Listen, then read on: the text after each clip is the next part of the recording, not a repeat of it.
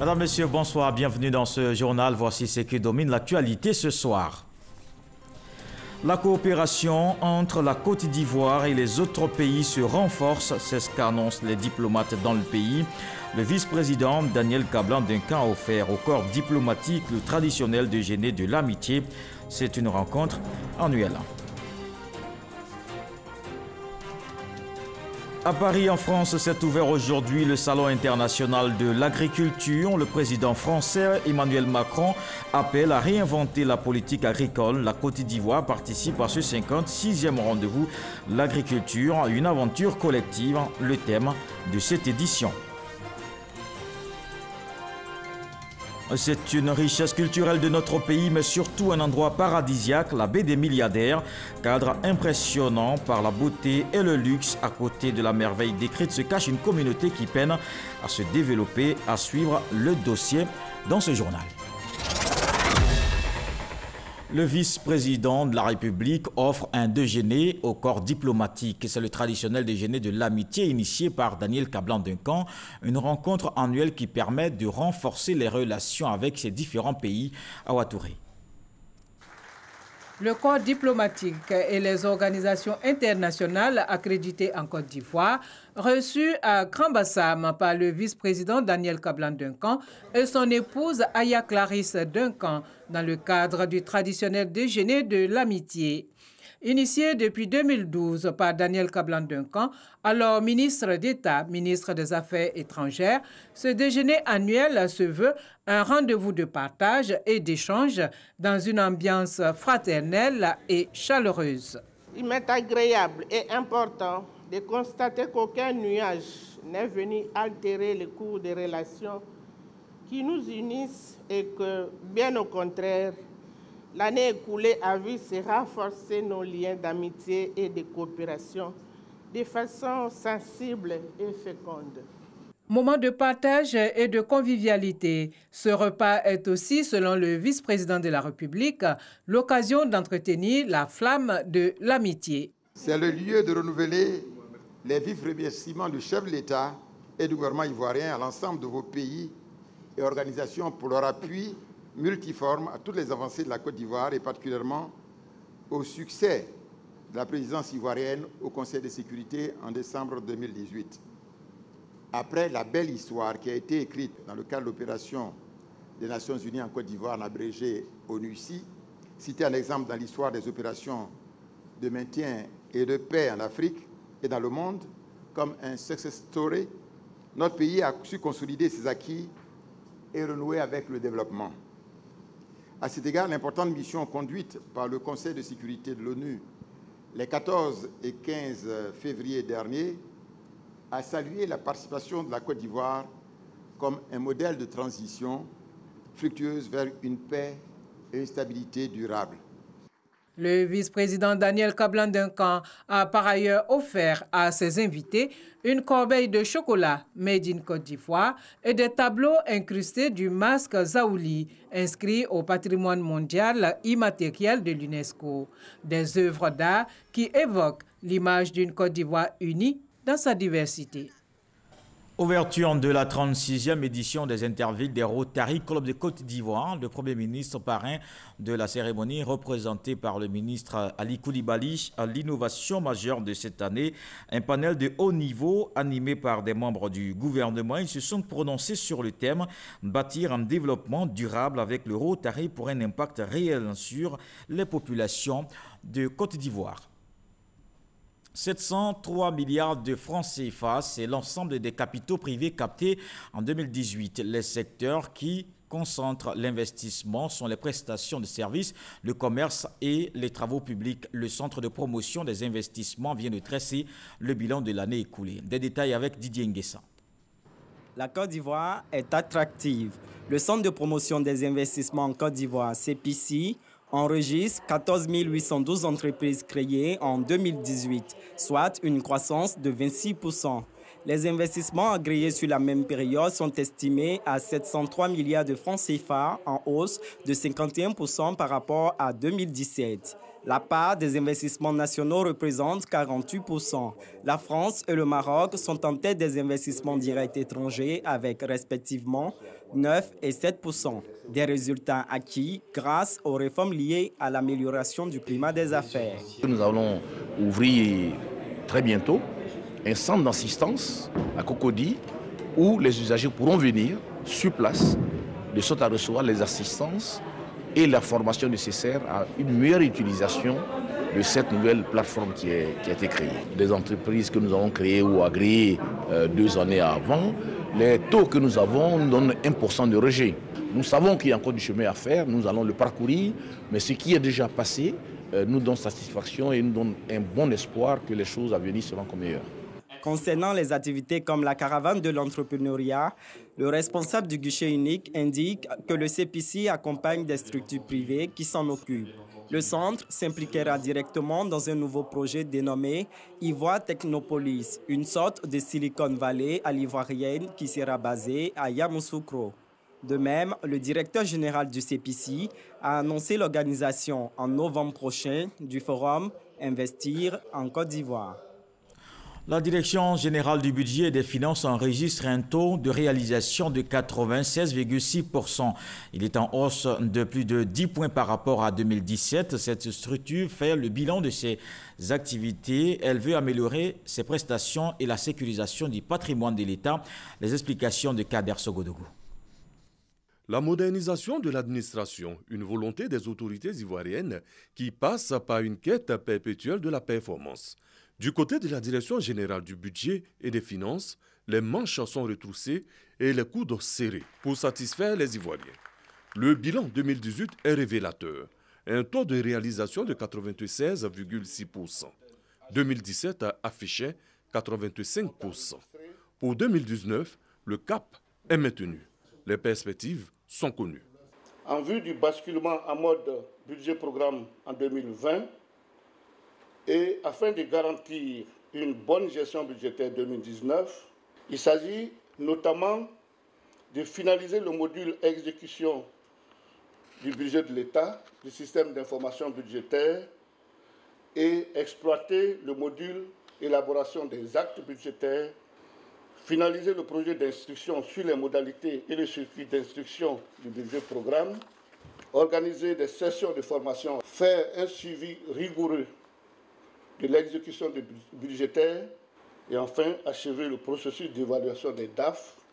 Témoin majeur de cet engagement de Yamoussoukro, le secrétaire d'État auprès du Premier ministre chargé du budget et du portefeuille de l'État, Moussa Sanogo, exhorte la Direction générale du budget et des finances à continuer en ayant en ligne de mire le basculement en mode budget-programme. Le patrimoine de l'État, lui, doit être sécurisé. Bien évidemment, le budget-programme, qui va être certainement l'activité phare de cette année 2019.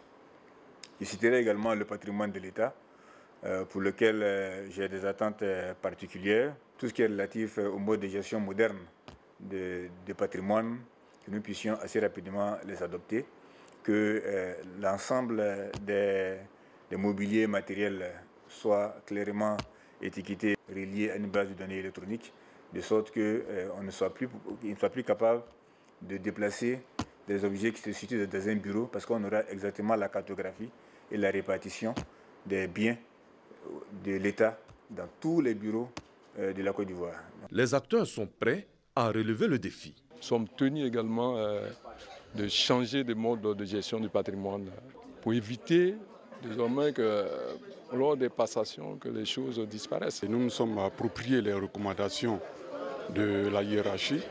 Nous attendons les instructions. Le séminaire bilan de la Direction générale du budget et des finances a duré 2 jours.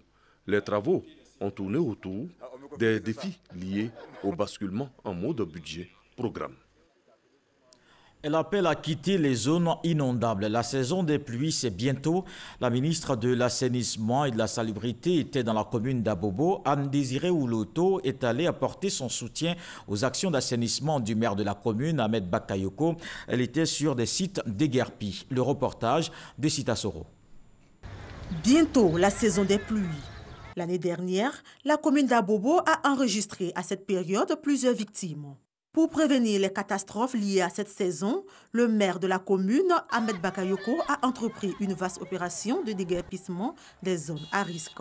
Ce sont notamment l'axe allant d'Abobo-Banco au plateau d'Okui et la zone de la CIE qui ont été déguerpis, avec d'autres actions en cours. Ici à Abobo, nous avons des grands enjeux en matière de drainage des eaux et en matière de salubrité. Nous apprécions déjà toutes les actions avec l'entreprise prestataire.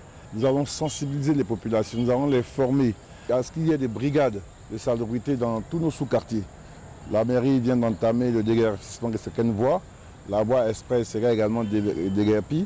Nous voulons que nos populations vivent dans de meilleures conditions. L'amélioration du cadre de vie des populations d'Abobo représente une priorité pour le gouvernement. De ce fait, la ministre de l'Assainissement et de la Salubrité, Anne-Désirée Ouloto, est venue se joindre à ces actions de la mairie. Abobo est une cité dortoir, Abobo est une belle cité, mais Abobo a énormément de problèmes d'assainissement et de salubrité. Bientôt nous aurons la saison des pluies. Abobo a connu des morts l'année dernière. Le maire n'en veut plus. Il veut d'une saison de pluie qui soit vécue par les populations sans mort, sans dégâts matériels, etc., ni humains. Nous sommes venus donc apporter notre contribution avec des activités de pré-saison des pluies. Cette rencontre entre le maire d'Abobo et la ministre de l'Assainissement et de la Salubrité a été suivie d'une visite de quelques sites déguerpis. Dans 2 ans, San Pedro aura un stade olympique, 20 000 places. Cette infrastructure devra accueillir les matchs de la CAN 2023 organisés par la Côte d'Ivoire. L'ouvrage est évalué à plus de 41 milliards de francs CFA. Les travaux de construction lancés aujourd'hui. Sam Kona. Voici ce à quoi va ressembler le stade olympique de San Pedro une fois sorti de terre.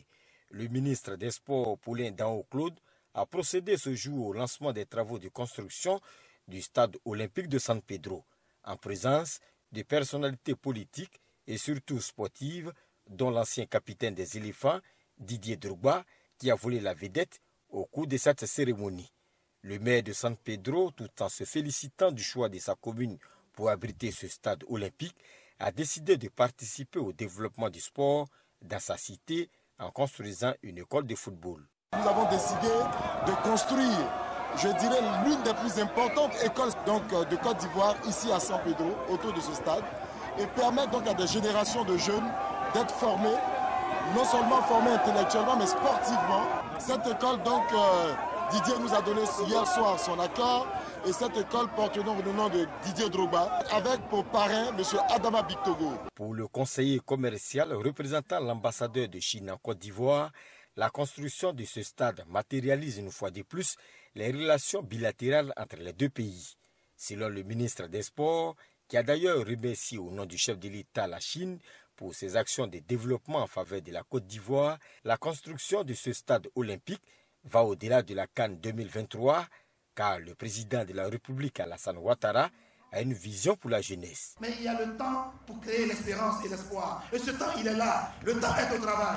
Avec le président Alassane Ouattara. San Pedro peut porter témoignage.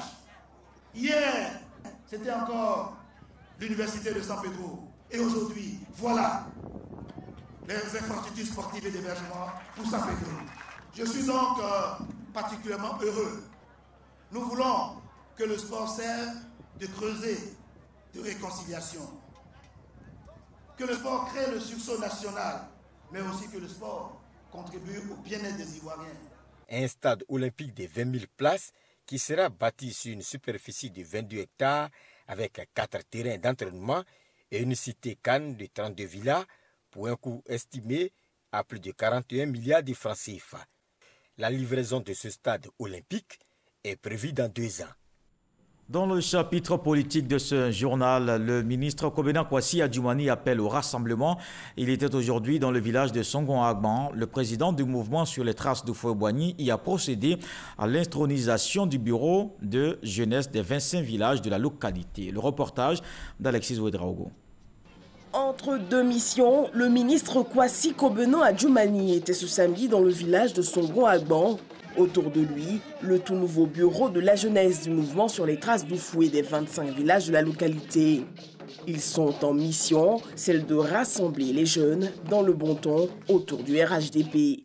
L'occasion pour le ministre d'inviter les populations à regarder à l'essentiel de développement. J'ai rappelé aux parents toutes les réalisations que le président Alassane Ouattara a faites pour toute la Côte d'Ivoire. Il suffit seulement de jeter un regard autour de nous, ici même, à Songo, pour se rendre compte de cette évidence-là. Et j'ai rappelé ça à nos parents qui, d'ailleurs, en sont heureux et fiers. Les autres bavardent, mais le président Alassane Ouattara, c'est un agent de développement. Il travaille pour la Côte d'Ivoire. Nous sommes venus porter ce grand message, de dire à nos parents de ne pas se fier à ce que les gens racontent. Le président Alassane les aime, il travaille pour la Côte d'Ivoire et il n'est pas prêt d'arrêter ce travail.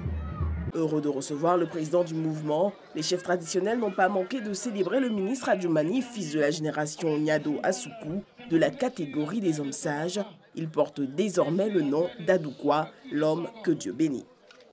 Le parti Concorde, lui, se réjouit de la mobilisation de ses militants. Ils étaient le 26 janvier dernier au congrès du RHDP, un meeting organisé à Zaïboyo dans le département de Gagnoa. Alcide Djedje, président de ce parti, invite ses militants à soutenir les actions du gouvernement. Moussa Konaté. Ils ne sont pas restés en marge de la mobilisation pour la réussite du congrès ordinaire du RHDP, le rassemblement des oufétistes pour la démocratie et la paix. À l'heure du bilan, les responsables du parti Concorde ont tenu à féliciter les militants de la région du Go pour leur adhésion à la création du parti unifié, le RHDP. Vous avez vu cette historique mobilisation du 26 janvier à Abidjan. Si tu n'aimes pas le lièvre, tu es obligé de reconnaître qu'il court vite quand même. Donc pour nous, nous sommes à l'aise. Nous pensons qu'on a la vision, on a eu le nez creux d'être dans cette position qui est la meilleure. Pour le président du parti Concorde, le RHDP sera le poumon du développement de la Côte d'Ivoire et de la région du Go. Aujourd'hui, il y a un seul endroit où il faut regarder.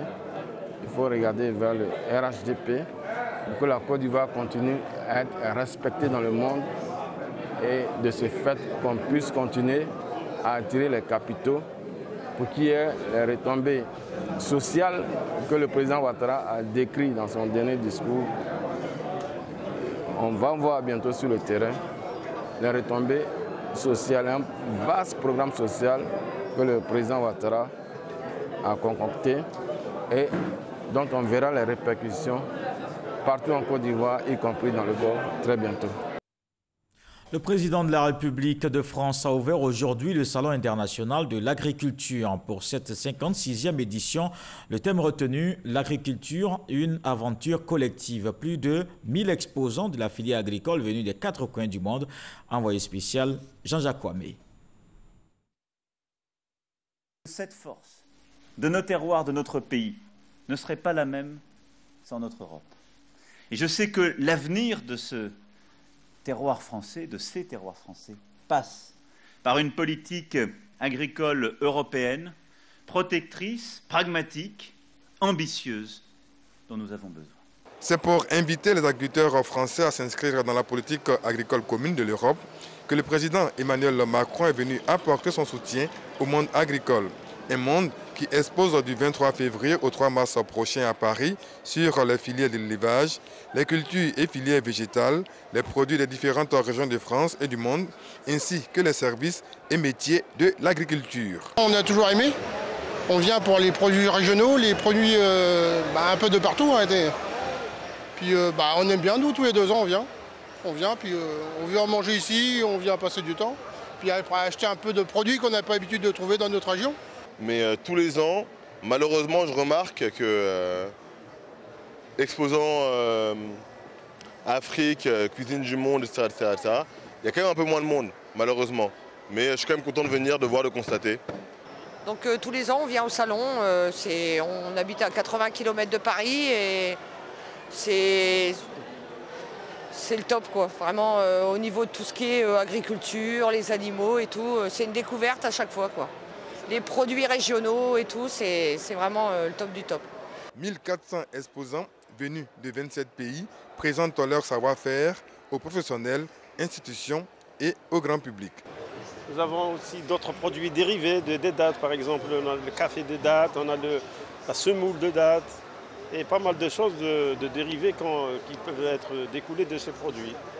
Ce qu'on recherche sur ce salon, c'est rencontrer un maximum de personnes, échanger avec les visiteurs et présenter nos produits. La particularité de nos produits, c'est qu'ils sont conçus en plastique. Contrairement au bois, ils ont une meilleure durée de vie, ils sont plus durables, et ils sont faciles à nettoyer, hygiéniques et nos poulaillers sont aussi anti-renard. Battre le record des visiteurs, il oscillait entre 630 et 657 000 les éditions précédentes. Cette année, l'objectif est d'atteindre les 700 000 au soir du 3 mars prochain. Retour en Côte d'Ivoire et je vous emmène à présent dans un lieu paradisiaque, la baie des Milliardaires, un site touristique qui n'a rien à envier aux célèbres autres à l'étranger. Une île au nord-ouest d'Abidjan, aux belles bâtisses et cadres enchanteurs. Mais c'est aussi un village où les besoins sont encore énormes. Avec Patricia Omouitia, allons à la découverte de la baie des Milliardaires.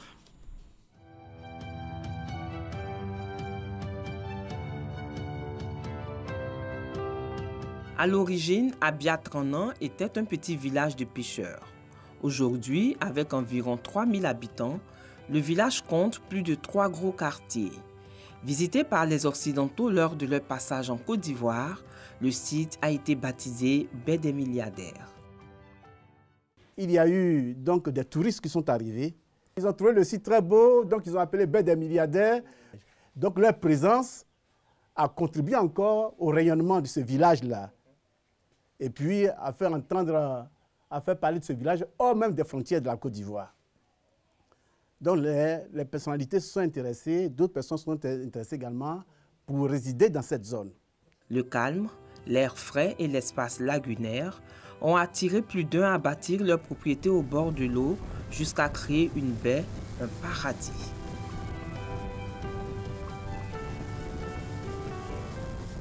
Investir ce lieu n'est pas donné à tout le monde.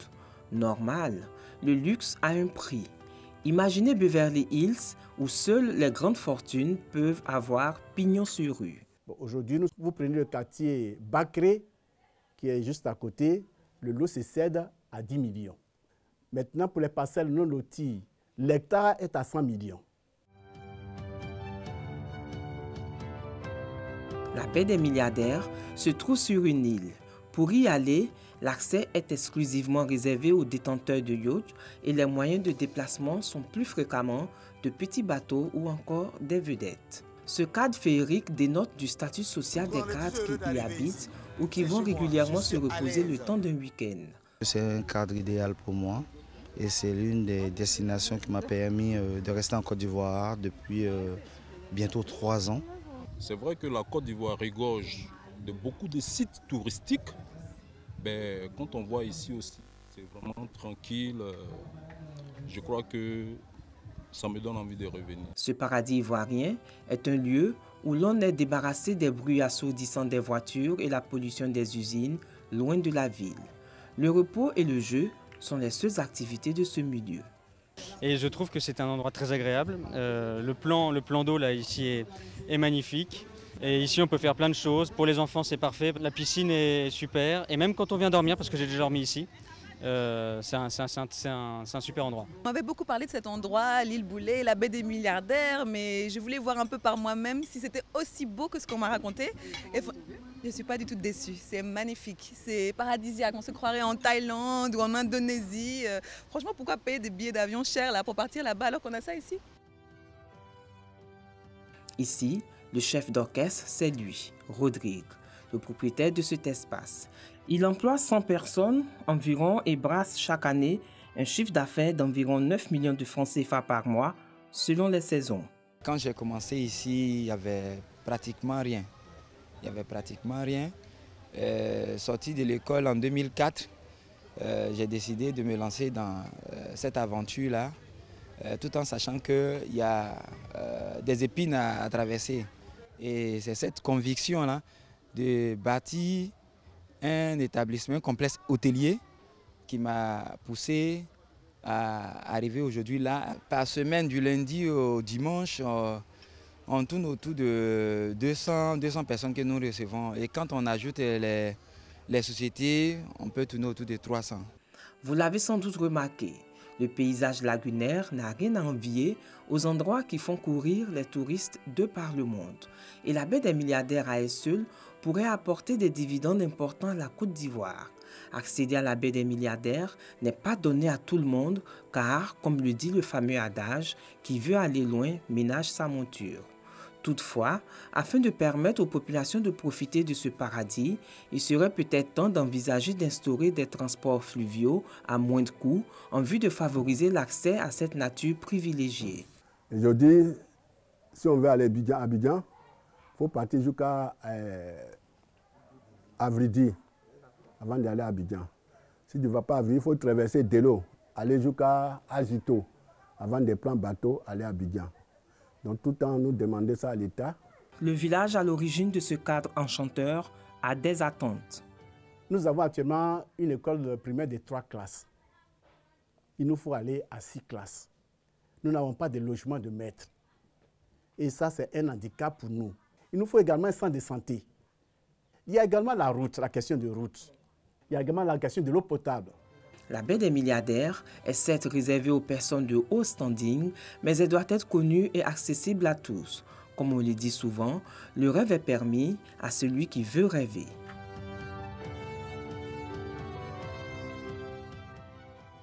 À la découverte de la baie des milliardaires, un dossier de Patricia Omouetia. Des lampions, grand écran, rideau d'ouverture, le FESPACO 2019 a démarré aujourd'hui. Cette 26e édition marque le 50e de ce rendez-vous du cinéma africain. 160 films sont programmés, dont 20 de 16 pays africains en lice pour la plus haute distinction, les Talons d'or de Yenanga. La Côte d'Ivoire est représentée à ce festival panafricain du cinéma et de l'audiovisuel de Ouagadougou. Élection générale au Nigeria, une journée de vote dans le calme. 84 millions d'électeurs étaient appelés ce 23 février aux urnes pour élire le président, mais aussi les membres du Sénat et de la Chambre des représentants. Une élection initialement prévue samedi dernier, mais repoussée pour des raisons logistiques. Au total, 72 candidats sont en lice pour la magistrature suprême. Un scrutin qui s'annonce très serré entre deux vieux routiers de la politique, le président sortant Mohamedou Buhari et Atikou Abubakar du Parti démocrate et populaire. Autre élection au Sénégal, c'est demain la présidentielle. Des mesures pour renforcer la sécurité du scrutin, militaires, gendarmes et policiers mobilisés. Envoyé spécial Sidonie Davila. Plus de 6 millions d'électeurs sénégalais se rendent aux urnes ce dimanche. Il s'agit d'une étape majeure dans l'évolution politique du pays. À la veille de ce rendez-vous décisif du pays de la Teranga, les citoyens se disent préoccupés par la sécurisation du scrutin. J'espère bien que le président va donner des ordres pour la sécurité des populations, parce qu'ici c'est en Afrique. Il faut mettre les services d'ordre dans les bureaux de vote. C'est ça la sécurité. Il n'y a pas de scandale là-bas. Nous jeunes, on va sécuriser le vote, quoi. On va sécuriser le vote. Il n'y aura pas de fraude, il n'y aura rien, Inch'Allah. Parce qu'en tant que citoyen sénégalais, nous avons le devoir et l'obligation de sécuriser le vote pour que le vote se passe dans les règles de l'art. Je suis plus préoccupé pour la sécurisation des votes que la sécurisation des personnes sur le lieu de vote. La sécurisation des opérations de vote ainsi que celle des populations ne doit pas être un souci, rassurent les autorités. Le vote sera sécurisé comme il a toujours été. La question de sécurité est un droit pour les populations. Élection ou sans élection, elles bénéficient toujours de cette sécurité.